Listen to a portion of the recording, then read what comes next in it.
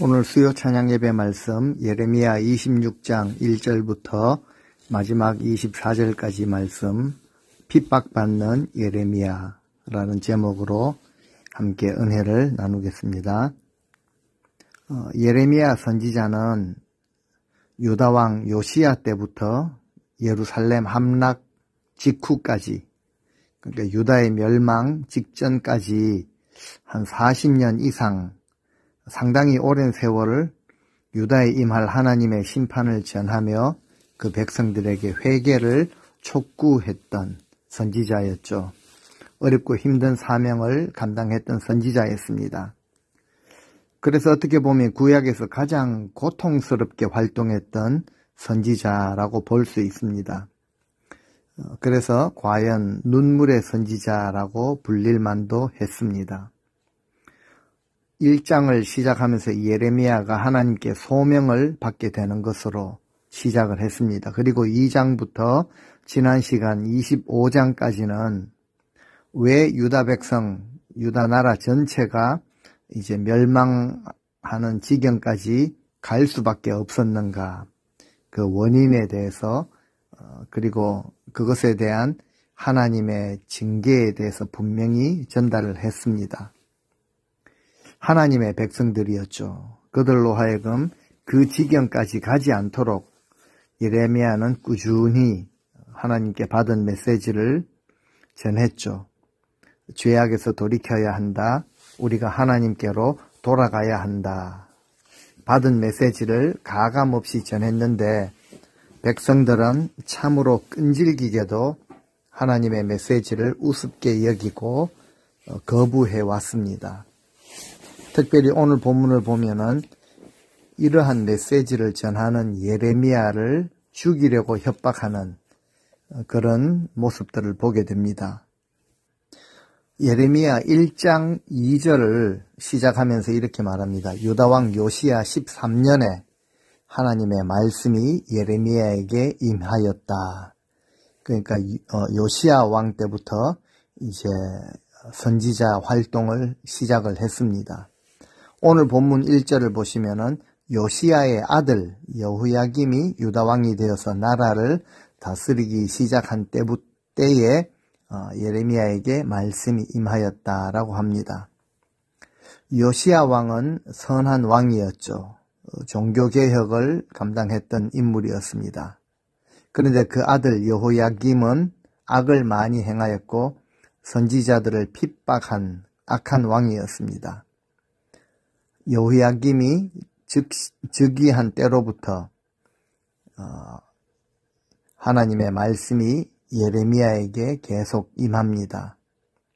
하나님은 선한 왕의 때에나 악한 왕의 때에도 계속해서 그 백성들이 들어야 할 말씀을 주시는 분이십니다. 이렇게 말씀하시죠. 2절에 너는 예루살렘 성전 뜰에 서서 성전에 예배하러 올라오는 모든 백성들에게 내가 명하는 말을 그대로 전하되 내가 네게 일러준 말을 한마디도 빠뜨리지 말고 전하라 라고 하십니다. 예레미야가 이 말씀을 전하는 장소는 이제 성전 뜰이죠. 백성들이 성전을 찾는 것은 하나님께 제사를 드리고 그 제사를 통해 자신의 죄를 용서받고 이전에 잘못된 삶에서 돌이켜 하나님과의 관계를 새롭게 하기 위함인 것처럼 하나님은 예레미야 선지자에게 그 성전의 모든 백성들에게 악한 길에서 돌아오도록 말씀을 전하라라고 하십니다. 그런데 백성들은 그들의 잘못된 삶을 돌이키지 않았고 우리는 제사 드렸다, 제물도 바쳤다. 무엇이겠습니까? 즉 마당을 밟았다라는 것이죠. 우리가 택함받은 선민들인데 굳이 그렇게 회개하거나 삶을 완전히 고치지 않는다고 할지라도 성전에서 제사 드리며 제물을 바치기만 하면 하나님은 좋아하실 것이다. 당연히 택하신 우리 민족을 용서해 주시고 지켜주시고 복을, 은혜와 평강, 복을 주신다 라는 착각에 빠져 있었던 것입니다. 이런 백성들을 향해 말씀을 전하는데요. 한마디도 감하지 말라라고 하십니다. 지금까지도 예레미야는 하나님의 말씀을 감하거나 덧붙이거나 그렇게 하지 않았습니다. 그리고 앞으로 남은 기간 사명을 감당하는 동안도 그렇게 하지 않습니다. 하나님께 받은 말씀은 그대로 가감없이 다 전하였던 것이죠. 요한계시록 22장에 보면은 이런 말씀을 하십니다. 내가 이 두루마리의 예언의 말씀을 듣는 모든 사람에게 증언하노니 만일 누구든지 이것들 외에 더하면 하나님이 이 두루마리에 기록된 재앙들을 그에게 더하실 것이요. 만일 누구든지 이 두루마리의 예언의 말씀에서 제하여 버리면 하나님이 이 두루마리에 기록된 생명나무와 및 거룩한 성의 참여함을 제하여 버리시리라. 예, 굉장히 엄중한 말씀을 하시죠. 말씀을 대하는 우리의 자세가 어떠해야 하는지 성경은 분명히 말씀하십니다. 하나님의 말씀인데 좀 편안하고 나이스하게 무엇을 더한다고 해도 재앙을 내리시겠다. 그리고 또한 우리는 어차피 택함받은 백성들인데 이런 심각한 말씀은 좀 거북하다.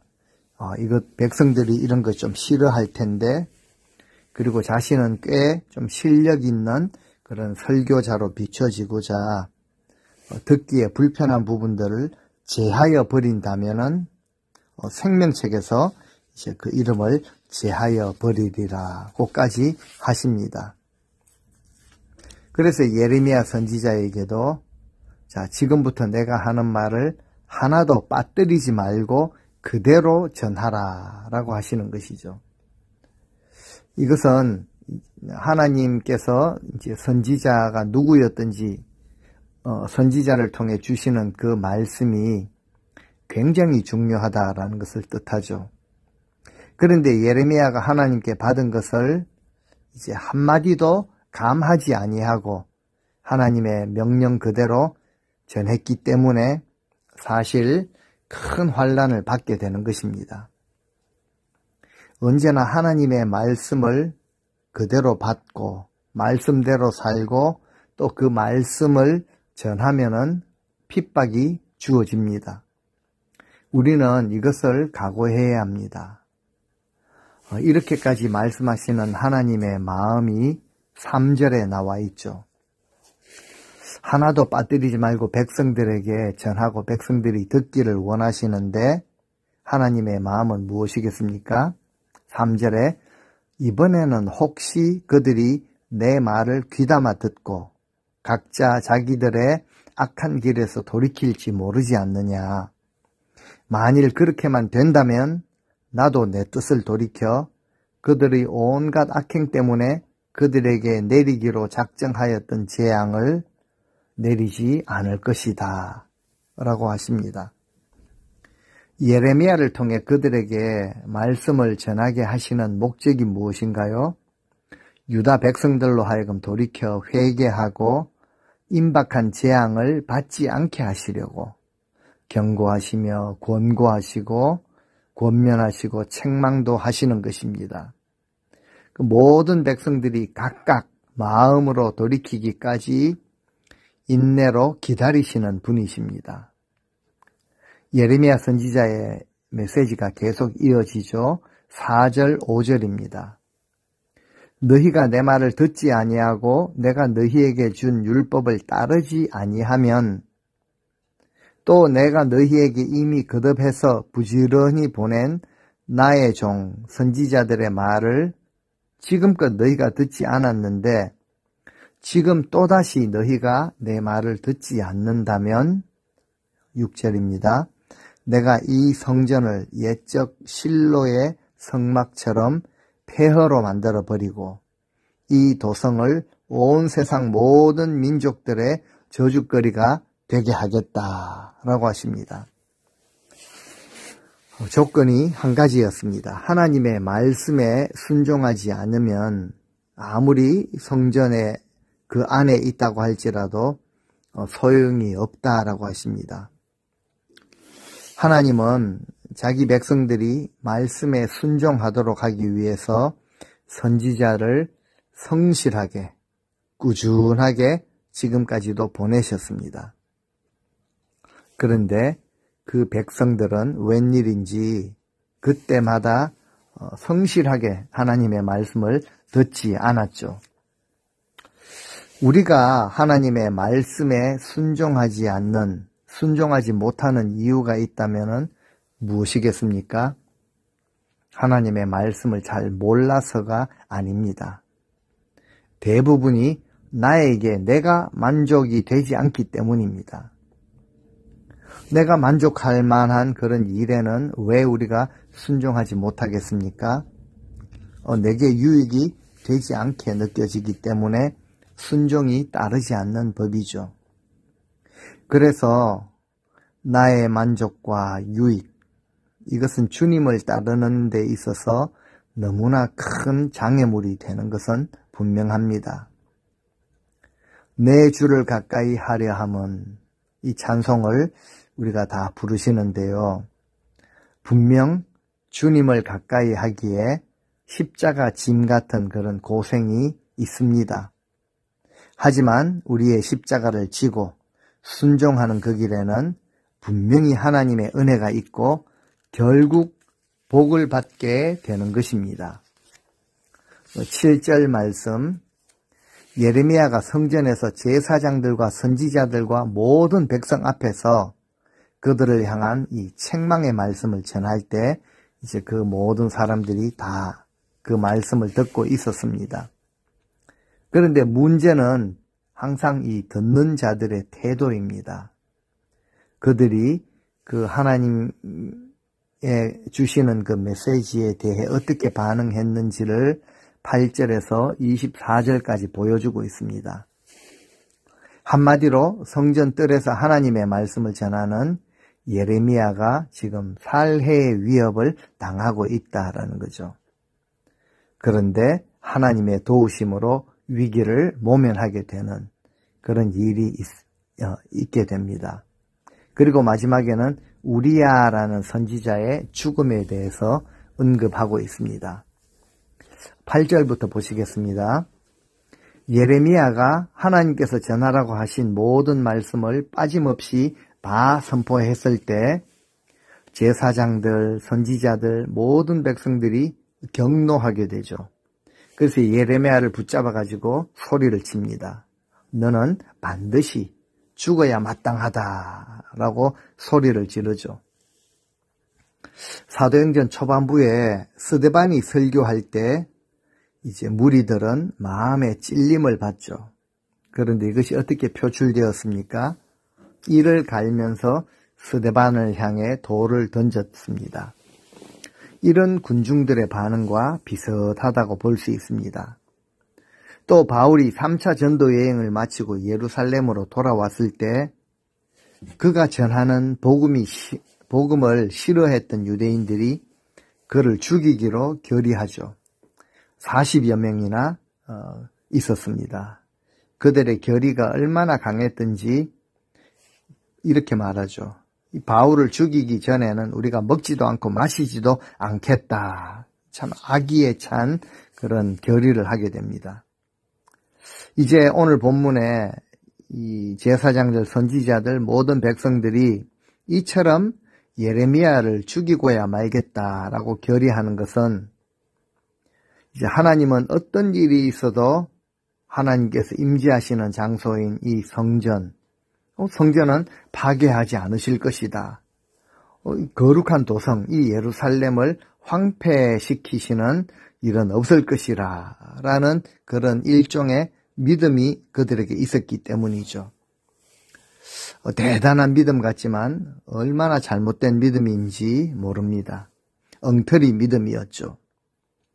그래서 하나님께서 말씀하신 일, 앞으로 일어나게 될 일을 그대로 전했을 때 성전은 파괴되고 이 도성은 황폐하게 되리라 라는 말씀을 전했을 때 사람들은요, 이 사람은 죽는 것이 합당하다라고 이제 소리를 지르게 되죠. 만일 예레미야가 그 백성들에게 축복과 평안을 말해 주었으면은 오히려 환영받고 높은 자리에 대접을 받았을 것입니다.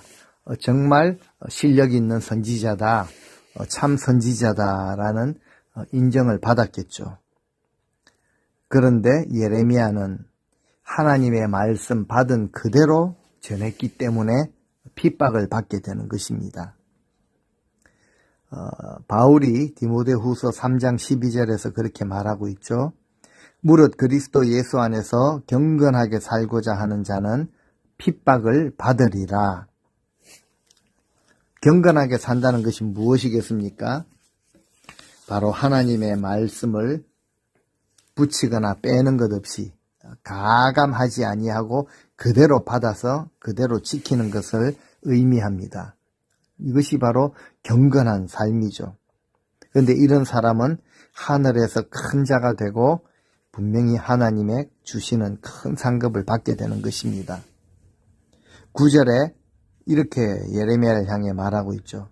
네가 어떻게 감히 하나님의 이름으로 이 성전이 실로의 성막처럼 폐허가 되고 이 도성이 무너지고 황폐해져서 거주하는 사람이 없게 될 것이라고 그렇게 예언을 할 수 있느냐.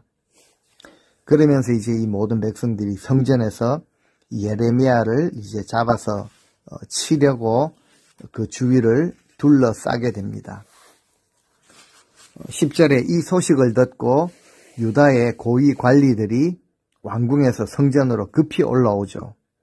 그리고 무리들과 합세해가지고 이 사건을 판결하기 위해서 성전의 새 대문이라는 그 이제 게이트 입구에 자리를 잡고 앉아 있습니다. 제사장들과 선지자들이 고위 관직자들과 합세해서 예레미야를 죽이는 것이 합당하다라는 판결을 내리기 원하고 있는 것이죠. 예수님을 이제 죽일 때에도 제사장들과 빌라도가 합세했던 것처럼 언제든지 보면은 이 패턴은 항상 동일합니다. 부패한 권력이 있죠. 그리고 여기에 타락한 종교 지도자들이 맞물려 돌아갑니다. 그들이 야합에서 이제 진리를 죽이려고 하고 있다라는 것이죠. 이처럼 권력이 부패하거나 종교 지도자들이 타락하게 되는 이것은 정말 위험하고도 안타까운 일입니다. 소수이지만 오늘날에도 이제 어떤 교단들은 저기 수뇌부로 올라갈수록 이제 교단 총회장이나 고위 그런 중직으로 올라갈수록 이제 정치 세력과 부패한 그런 정치와 야합을 하게 되는, 그래서 진리의 말씀에서 벗어나게 되는 이런 일들을 자행하기도 한다라는 사실이죠. 자, 11절에 보시면 그때 제사장들과 선지자들이 유다의 그 고위 관리자들과 성전에 있는 모든 백성들을 향해서 말하죠. 이 사람은 사형에 처해져야 마땅하다.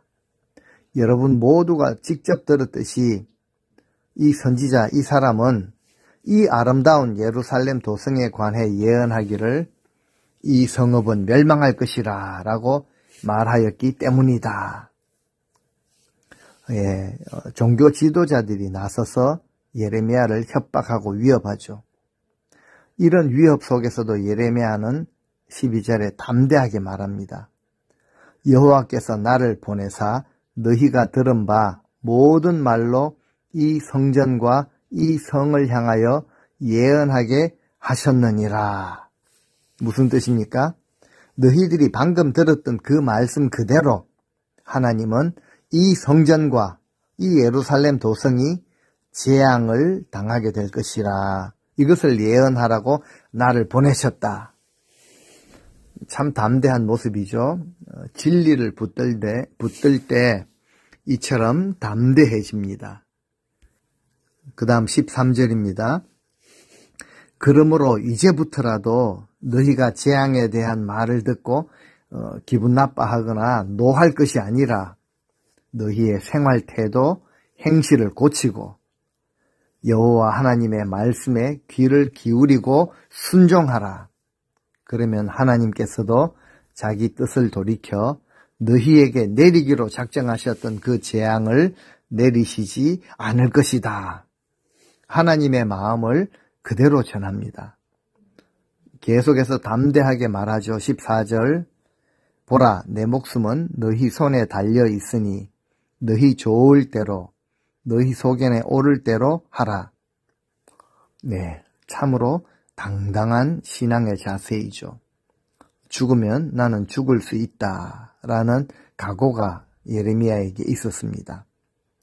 그런데 또 한 가지 사실을 말하죠. 15절 그러나 확신하건대 너희가 만일 나를 죽인다면 너희는 물론이고 이 도성과 거기에 사는 모든 주민들이 죄 없는 자의 피를 흘린 그 죄값을 받게 될 것을 분명히 알아야 한다.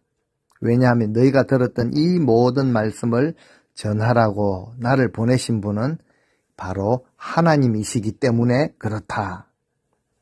네, 그 백성들을 향해 이제 무죄한 피를 흘리게 되면은 그 죄가 실로 크다.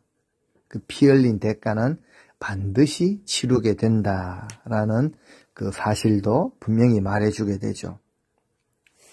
예레미야의 담대하고도 옳은 이 말을 듣고 마음이 움직이는 자들이 있었습니다. 16절 그때 유다의 관리들과 모든 백성들이 종교 지도자들인 제사장들과 선지자들에게 이렇게 말한다. 어떻게 말했습니까? 이 사람은 사형 선고를 받을 만한 죄를 짓지 않았소. 그는 우리 주 하나님의 이름으로 우리에게 말씀을 전한 것이요. 죽일 만한 이유는 없소. 이거 누가 한 말입니까? 백성들의 관리들입니다. 그 관직자들이죠. 그리고 모든 백성들이 누구에게 한 말입니까? 바로 제사장들과 선지자들에게 이렇게 말을 했다라는 것이죠. 참 아이러니합니다. 고관들과 일반 백성들은 예레미야의 말을 듣고 마음을 돌이켰는데 종교 지도자들, 제사장들과 선지자들은 전혀 마음을 바꾸지 않고 있습니다. 제사장들과 선지자들이 예레미야를 여전히 죽이려고 하고 있다는 것이죠. 이처럼 타락한 종교 지도자들이 이처럼 무섭습니다. 예수님을 죽일 때에도 빌라도는 예수님이 무죄하다라는 것을 알았기 때문에 여러 번 놓아주려고 애를 썼죠. 그런데 지도자들, 종교 지도자들, 제사장들과 장로들이 참 잔악하게도 사형을 주장했죠. 결국 죽으시는 데까지 몰고 갔던 것입니다. 참 두려운 그런 말씀입니다. 오늘날 이 땅의 모든 목회자들에게 하나님의 말씀을 바르게 전할 그런 의무와 책임이 있다. 또한 이제 하나님의 말씀을 말씀으로 받아들이는 것은 그리고 순종하는 삶을 살아가는 것은 또 우리 모든 성도님들의 의무와 책임이 된다라는 사실을 우리가 다시 한번 분명히 알아야 할 것입니다. 17절 말씀 예레미야를 죽이는 것을 반대하는 장로 중에 몇 사람은 온 백성을 향해서 미가 선지자 시대에 있었던 일을 기억하고 이제 이렇게 말하죠. 히스기야 왕 때에 있었던 일을 이제 신뢰로 들어서 이제 절대로 예레미야를 죽이면 안 된다라는 것을 변호해 주는데요. 18절 유다 왕 히스기야 시대에 모레셋 출신의 선지자 미가가 유다 백성들에게 예언하기를 만군의 여호와께서 이렇게 말씀하셨다. 시온은 쟁기질한 밭처럼 갈아 엎어질 것이고 예루살렘은 허물어져 폐허더미가 될 것이며 성전이 우뚝 서 있는 이 산은 쑥대밭이 될 것이다 라고 하였다. 이제 이 장로들 중 몇 사람이 이제 한 예를 설명하고 있죠. 19절. 자, 미가가 그런 예언을 했다고 해서 히스기야 왕이나 이런 불편한 메시지를 들은 유다 백성들이 그를 미워하였느냐? 그를 죽였느냐? 아니다. 도리어 히스기야는 여호와 하나님을 두려워하여 간구하지 않았느냐? 그래서 여호와께서도 자기 뜻을 돌이키시고 그 백성들에게 예고하셨던 재앙을 취소하지 않으셨느냐? 그런데 만일 우리가 예레미야를 죽인다면 우리는 지금 우리 스스로 무서운 재앙을 불러들이는 것이 될 것이다. 이렇게 말하고 있죠. 미가 역시 예레미야와 동일한 그런 심판의 메시지를 전했습니다. 그런데 그때 히스기야 왕과 모든 유다 백성들이 미가에게 해를 가하기는커녕 미가를 죽이기는커녕 하나님을 두려워하고 회개 기도했기 때문에 하나님의 뜻을 돌이키셨다라고 그렇게 예를 설명하고 있죠. 자, 그러니 우리도 예레미야를 죽여 재앙을 초래하지 말고 하나님께로 우리의 삶을 돌이키자라고 지금 말하는 것입니다. 하나님께서 예레미야를 지키시기 위해서 그 장로들을 사용하신 것이죠. 이 미가 선지자의 예를 든 후에 그 장로들은 또 한 가지 정반대의 예를 들면서 예레미야를 죽이면 안 된다라고 지금 계속 변호하는데요. 20절입니다. 또 여호와의 이름으로 예언한 사람이 있었는데 곧 기럇 여아림 스마야의 아들 우리야라. 그도 역시 예레미야가 예언한 것처럼 예루살렘 도성과 유다 온 땅에 재앙이 닥칠 것을 예언하였다. 우리야는 무명의 선지자였습니다. 다른 성경에 전혀 나오지 않고 있죠. 오직 예레미야 오늘 본문에만 나오는 선지자입니다. 그나마 오늘 본문에 언급이 안 되었더라면 이런 선지자가 있었는지 없었는지조차도 알 수 없는 그런 선지자였죠. 그런데 이 우리야 역시 미가나 예레미야처럼 하나님의 말씀을 바로 전했던 선지자였습니다. 그런데 이 우리야는 어떻게 되었습니까? 21절. 그때 유다의 악한 왕 여호야김은 자기의 모든 용사들, 고관들과 함께 우리야의 이런 예언을 듣고서 그를 죽이려고 하였다. 그리고 우리야는 이 정보를 듣고 두려워서 애굽으로 도망하였다. 그때 여호야김은 악보르의 아들 엘라단을 몇 사람과 함께 애굽으로 보냈다. 그들은 애굽으로 내려가서 우리야를 잡아 여호야김 앞으로 데려왔고 왕은 그를 칼로 쳐 죽인 후 그의 시체를 평민들을 위한 공동묘지에 던져버린 일이 있었다. 결국 우리야는 하나님의 말씀을 바로 전한 것 때문에 순교를 당하게 된 것입니다. 그리고 우리야를 죽인 죄로 여호야김은 바벨론으로 포로로 잡혀갔고 예루살렘은 원수들에게 점령당하게 되었던 것입니다. 이처럼 예레미야를 죽이는 것에 반대했던 이 장로들은 미가와 우리야 이 두 선지자를 예로 들면서 백성들에게 이제 설명을 하는 것이죠. 이 둘은 똑같이 하나님의 말씀을 그대로 전했는데 결과는 정반대였죠. 자, 이런 설명을 마친 후 오늘 본문은 이렇게 막을 내리고 있습니다. 마지막 24절. 이때 예레미야는 죽음을 면할 수 있었는데 그것은 사반의 아들 아히감이 예레미야를 적극적으로 보호하여 그를 죽이려는 사람들에게 예레미야를 넘겨주지 않았기 때문이다. 예, 우리야는 이제 죽임을 당했지만 예레미야는 이제 아히감의 도움으로 살아나게 된 것을 또 말하고 있습니다. 이 아히감은 요시야 왕 때에 서기관을 지냈고 신앙개혁에도 앞장섰던 그런 신실한 인물이죠. 죽기로 예정된 사람은 아무리 도망을 친다고 할지라도 죽게 되는 것이죠. 하나님의 뜻이 아니면은 또 아무리 죽을 처지에 위기에 빠졌다고 할지라도 죽지 않습니다. 예레미야는 도망가지 않고 그 자리에 있었으나 죽지 않았죠. 우리아는 도망쳐서 애굽으로 갔지만 결과적으로는 또 죽게 된 것입니다. 우리 인생에 살고 죽는 것은 하나님께 달려 있습니다. 요리조리 피한다고 사는 것도 아닙니다. 도망 안 간다고 죽는 것도 아닙니다. 모든 것이 하나님의 주권과 섭리 안에 있다라는 것이죠. 죽었으니 안 좋은 일 당한 것 아닌가? 이것은 지극히 인간적인 생각입니다. 전도서에도 모든 일에 때가 있다. 살 때가 있고 죽일 때가 있다라고도 하시죠. 모든 것이 하나님의 섭리에 달려 있다라는 것이죠. 하나님은 어떻게 행하십니까?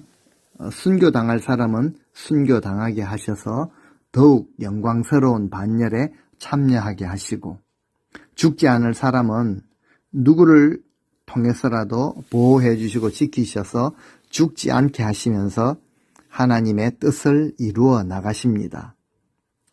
우리 인생이 그저 죽고 사는 성공하고 안 되고 이런 데 사로잡혀 목매어 살 것이 아니라 우리 하나님의 주권을 인정하고 하나님의 통치 아래에 사는 것을 우리가 추구해야 합니다. 그리고 이런 믿음의 결단과 용기를 가진 자들만이 놀라운 그런 믿음의 역사를 이루어가는 것이죠. 결국 하나님 앞에 설 때에 영광스러운 믿음의 반열에 오르게 되는 것입니다. 우리 남은 인생 하루하루 하나님의 말씀은 하나님의 말씀으로 받으시고 우리 진리의 띠를 허리에 두르시고 우리 가는 그 길에 말씀의 등불을 들고 늘 생명의 길로 다니시는 우리 모든 성도님들 다 되시기를 주의 이름으로 축원드립니다. 아멘.